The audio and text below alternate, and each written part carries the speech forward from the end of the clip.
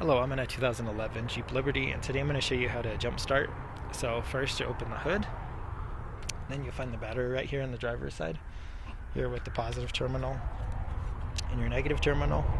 And you can also double check these by looking on the battery itself for a plus sign, and there'll be a negative sign here. But then I would check for any corrosion or looseness in these lines. If there's corrosion, you could take like a brush or a rag and clean them up pretty well, and then tighten these up as best as you can.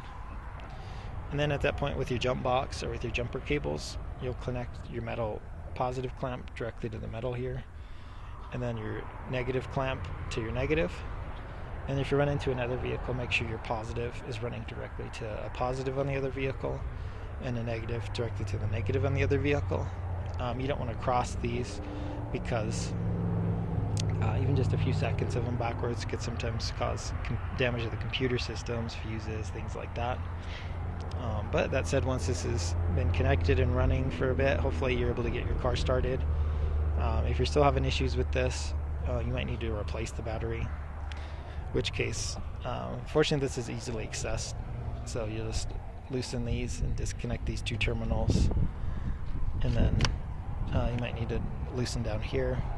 But you just pull this old battery out, put the new one in, and then just retighten everything, and then you should be good to go. But I hope this is helpful. Hope you have a wonderful day.